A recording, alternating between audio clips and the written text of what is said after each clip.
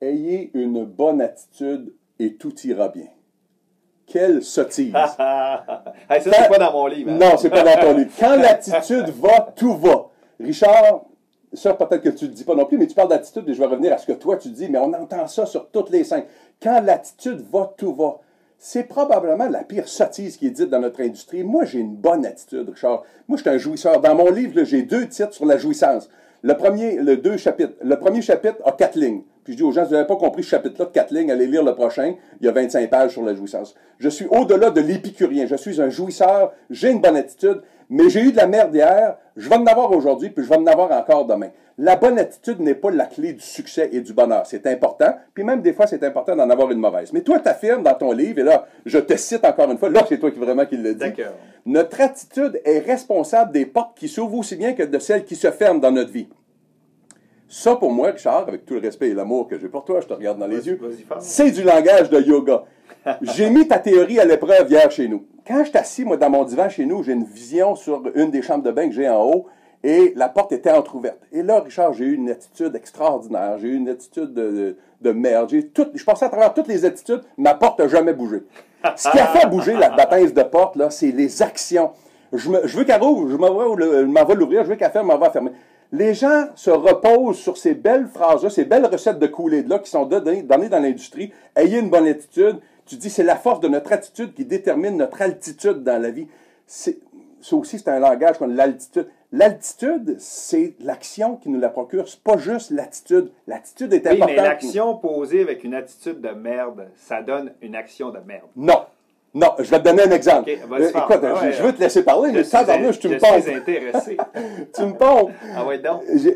Moi, quand je sors de la douche chez nous, Richard, là, je suis tout nu.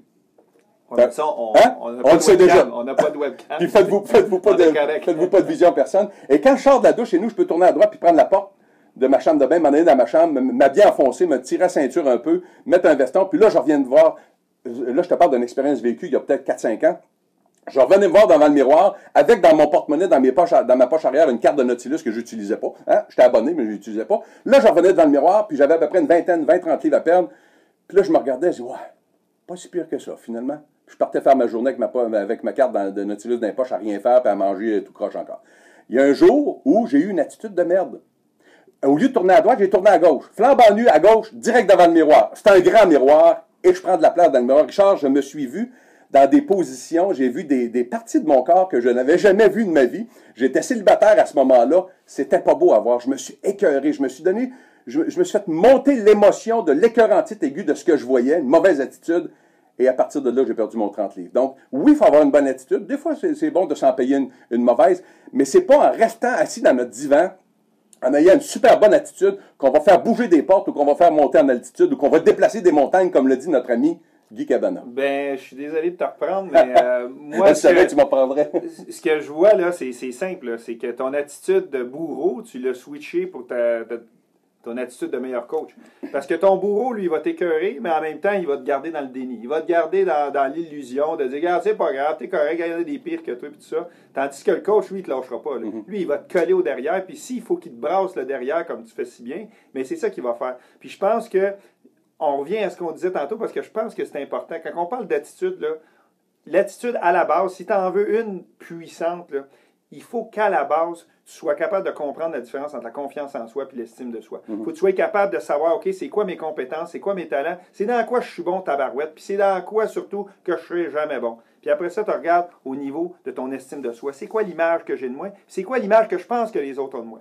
Puis je peux te dire une affaire, là, combien... C'est important, ça? Ce que les autres, l'image que les gens ont de nous? Moi, je dis tout le temps, ce que les autres pensent de moi, c'est pas de mes affaires. Oui, mais écoute, je suis praticien en neurolinguistique, là, puis j'en ai fait toutes les sauces. Là. J'ai essayé de voir jusqu'à où je peux amener l'image que j'ai de moi-même au plus haut niveau pour justement être indépendant au niveau émotionnel. Okay. Bien, je pense bien humblement, avec mon humble 46 ans, que c'est 80%. On peut apprendre à s'aimer et à être fier de soi à 80%, là, qu'on est capable de maintenir cette estime de soi-là. Ouais. Mais il y a un 20%, qu'on le veuille, qu'on ne le veuille pas, où on se fait contaminer par l'externe. Moi, là, les gens qui disent « je me fous de ce que les autres pensent, disent et font », bullshit, crotte de taureau, appelez ça comme vous voulez.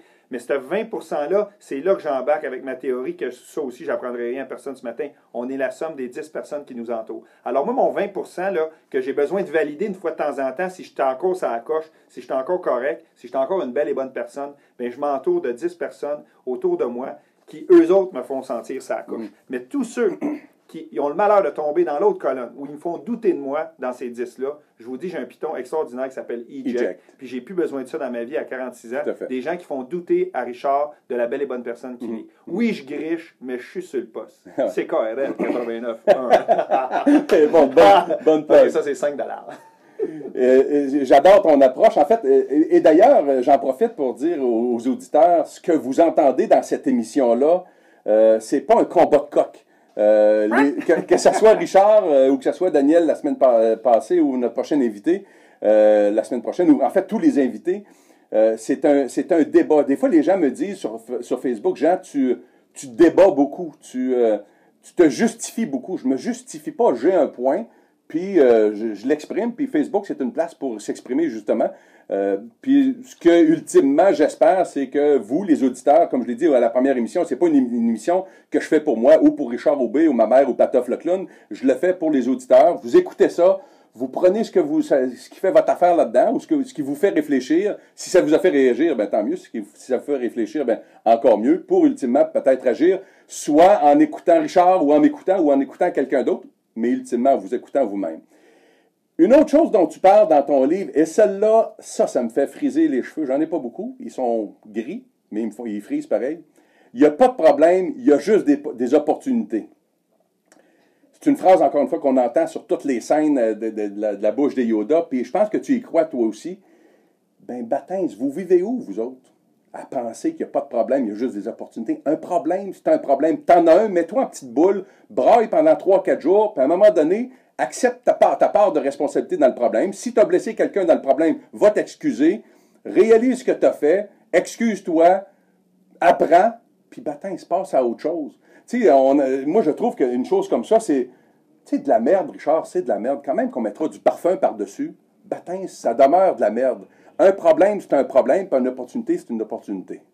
Moi, là, à l'époque, j'avais Vous devriez voir sa face. C'est d'ailleurs qu'on n'avait pas de caméra. Non, mais à l'époque, j'avais pas l'expérience que j'ai aujourd'hui. Ça a été écrit il y a quand même 8 ans. Mais c'est pour vous dire que ce que je pourrais rajouter aujourd'hui, c'est qu'un problème, c'est une opportunité de grandir, d'apprendre, d'évoluer, de devenir une meilleure personne. Mm-hmm. Si on n'avait pas ces problèmes-là, qu'aujourd'hui, dans mon prochain livre, je peux vous garantir, ce problème-là, maintenant, s'appelle un cadeau mal emballé. Ouais.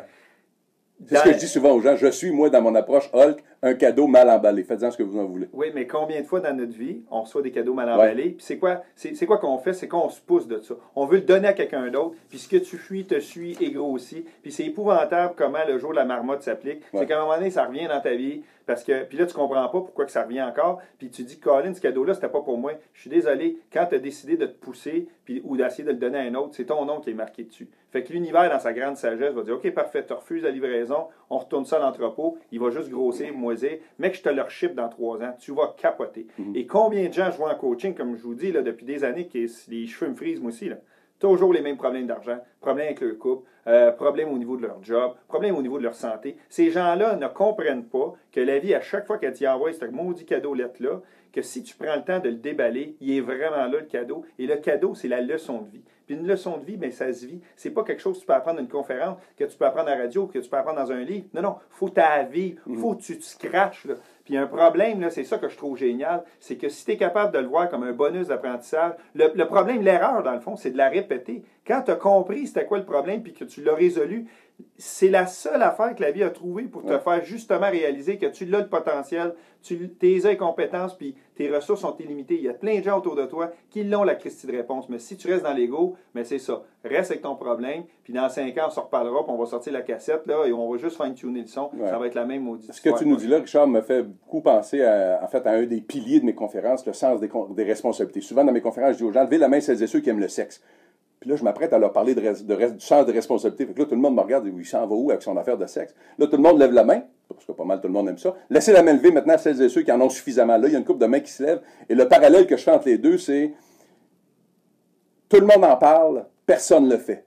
puis de faire face à ces problèmes sans en accepter la responsabilité. Je pense que c'est là la base. Je pense que la première chose qu'on se doit absolument de faire si on veut s'épanouir personnellement ou professionnellement, c'est d'accepter la responsabilité de nos problèmes, parce que la majeure partie du temps, on a toujours une portion de responsabilité, mais ultimement, il y en a une qu'on ne pourra jamais se défaire, c'est de notre façon de réagir aux problèmes. Mais à la base, c'est un problème. Peut-être qu'à un moment donné, les nuages vont partir. Là, je fais mon Yoda, les nuages vont se disperser. Et le soleil brillera et on verra là une opportunité. Et là, on va s'en aller, Richard, à une autre chanson. Avant de partir pour la chanson, je veux juste te dire que, comme mon ami Réginald me dit si souvent, moi, je ne suis pas ton problème, je suis ta solution ce matin. Et tabarnouche. Ça va parler fort pendant la pause. Donc, on s'en va à la pause musicale. La première, c'était J'entends frapper, ça me ressemblait un petit peu plus. La deuxième, c'est la chanson You Raise Me Up de Josh Groban, qui est merveilleuse. Et je la dédie à toutes ces personnes qui nous tirent vers le haut. Moi, j'ai personnellement une personne en tête qui me tire beaucoup vers le haut actuellement. Je lui dédie à elle aussi, à cette personne-là, la chanson You Raise Me Up de Josh Groban.